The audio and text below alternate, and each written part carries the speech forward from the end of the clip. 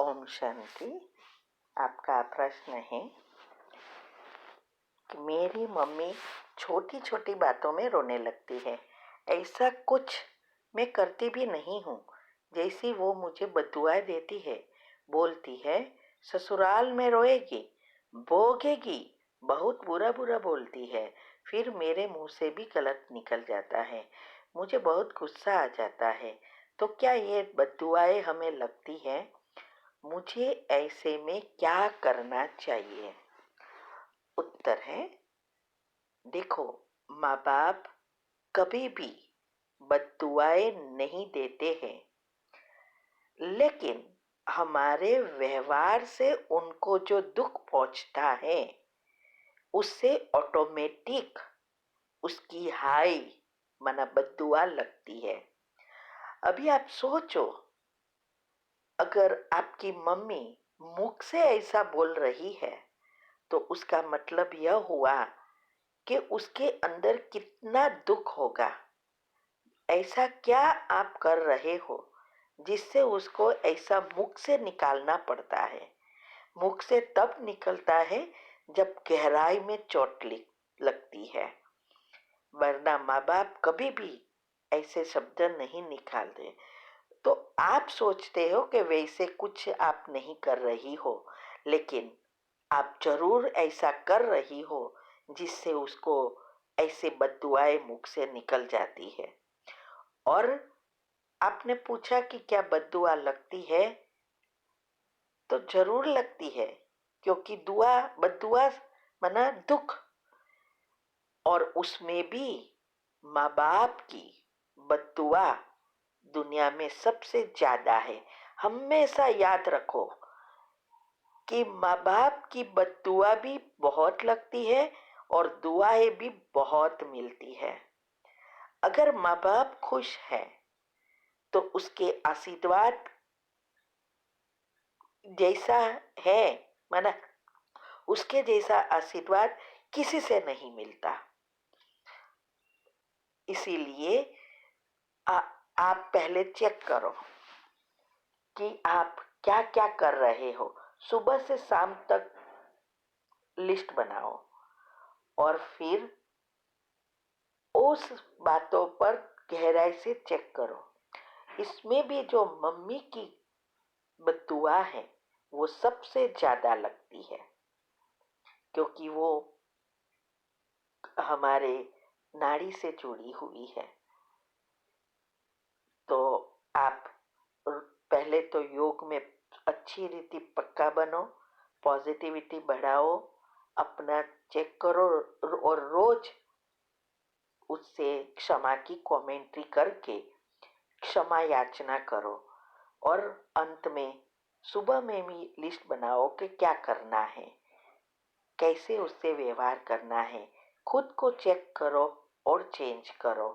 और हमने देवियों की बद्दुआ क्या है उसमें भी अच्छी रीति माँ बाप को बात समझाई है।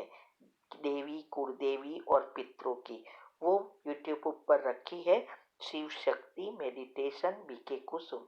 तो वो भी आप सुनेंगे तो डिटेल में समझ में आएगा कि कैसे बद्दुआएं या दुआएं बनती है। ओम शांति।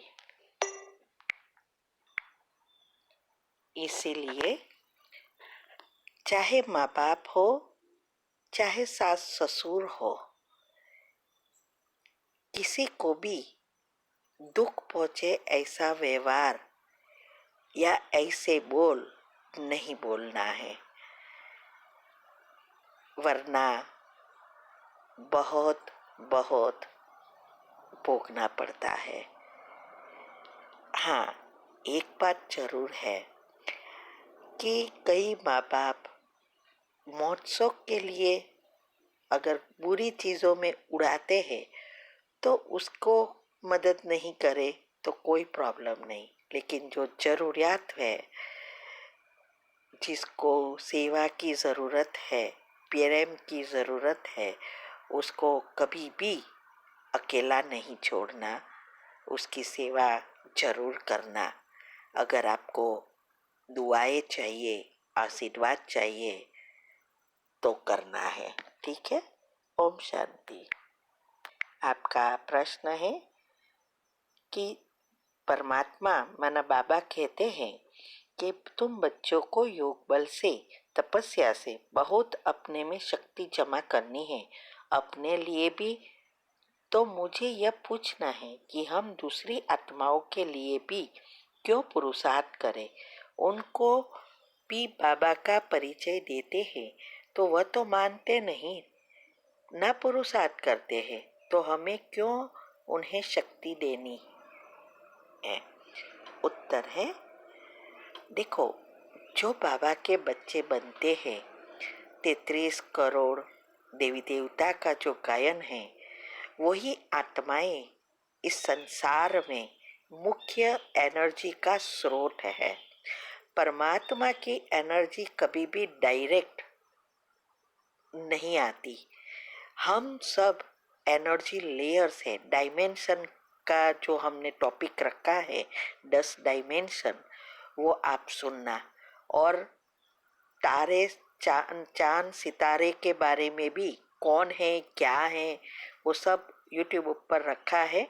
शिव शक्ति मेडिटेशन बीके कुसुम, उसमें मैंने समझाया है कि ये सब एनर्जी लेयर्स द्वारा ही सारे विश्व चलता है।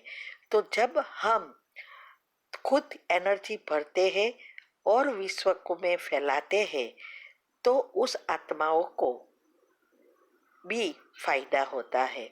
क्योंकि जब पेड़ों में मूलिया में माना जड़ों में हम पानी और धूप देते हैं तो सारे एक एक पत्ते तक पहुंचता है।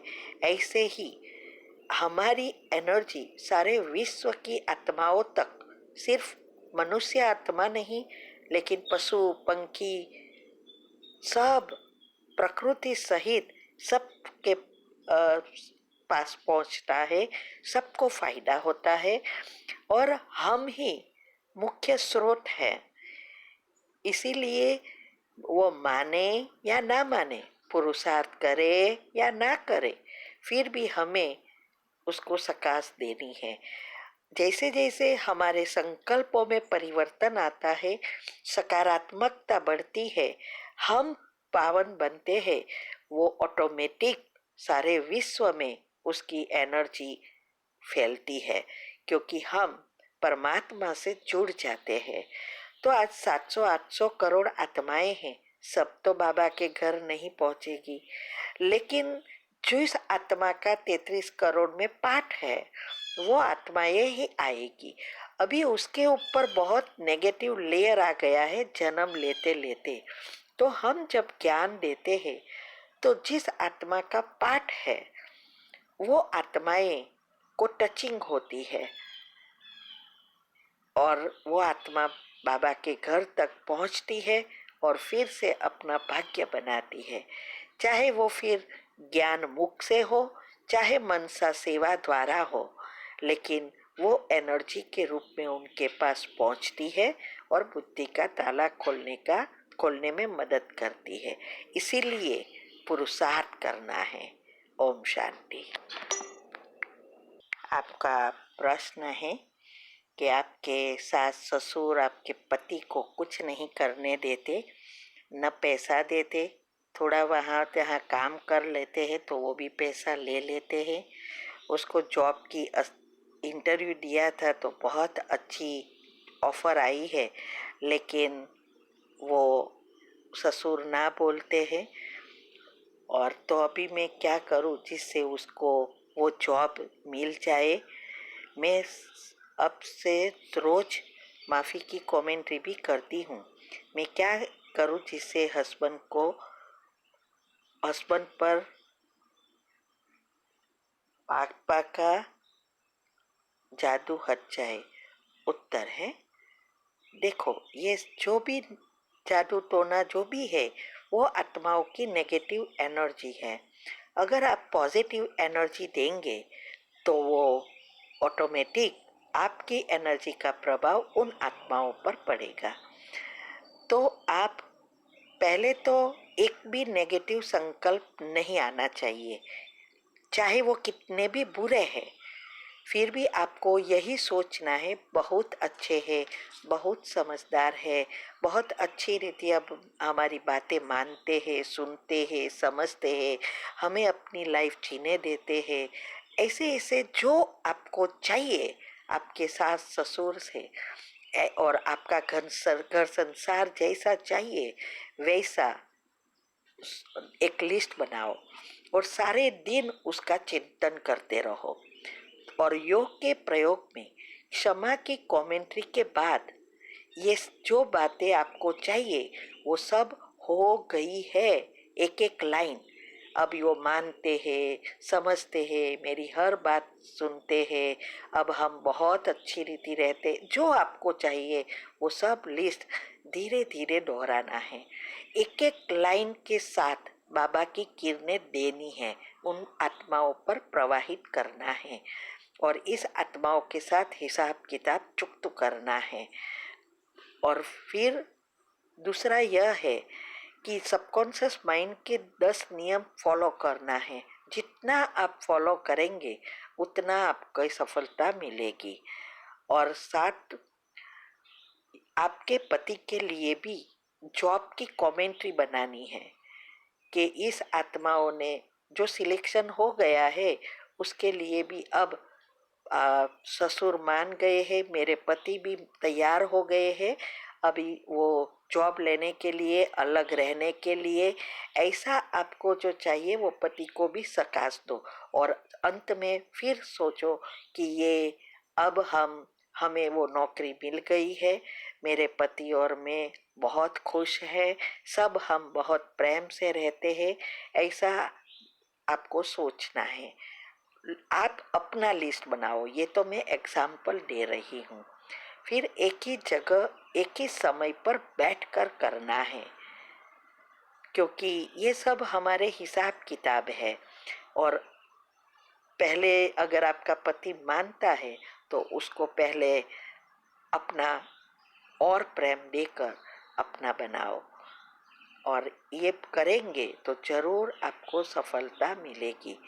फिर ये आपने जो कहा कि माफ़ी की कमेंट्री रोज करते हो लेकिन दिल से नहीं करते हो तो नहीं काम होगा। और दिन सारे दिन क्या सोचते हो वो भी प्रभाव पड़ता है। दिनचर्या ग्रुप में जो कुछ टाइम टेबल सेट करने के लिए कहा है उसमें 5 मिनट की पहली कमेंट्री आती है। उसके बाद वो कमेंट्री पहले उठ के करना है और फिर 21 बार आपको ये दोहराना है कि अब ये सब हमारा घर संसार बहुत अच्छा है, चलता है, मेरा परिवार वाले सब सुनते हैं। ऐसा 21 बार दोहरा सकते हो।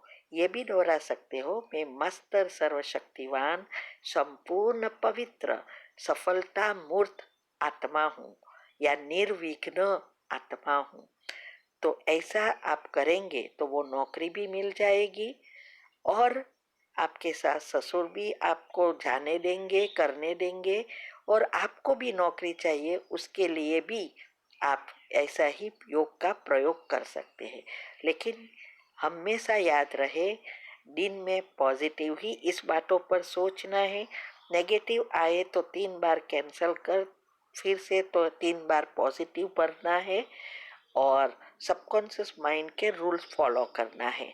दूसरा आपका प्रश्न है कि आपके सास ससुर के पास करवा चौथ पर कपड़े लेने पड़ते हैं तो क्या पाप कर्म बनता है? उत्तर है नहीं, आप ले सकते हो क्योंकि आपका भी हक है।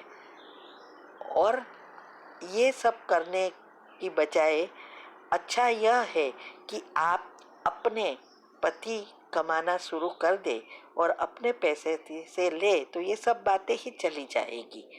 ठीक है, तो पहले ये करो कि आपके पति और को सकाश दो, आपके सास ससुर को सकाश दो, और जो भी कमी कमजोरी है उसका पॉजिटिव भरना शुरू करो। ओम शांति।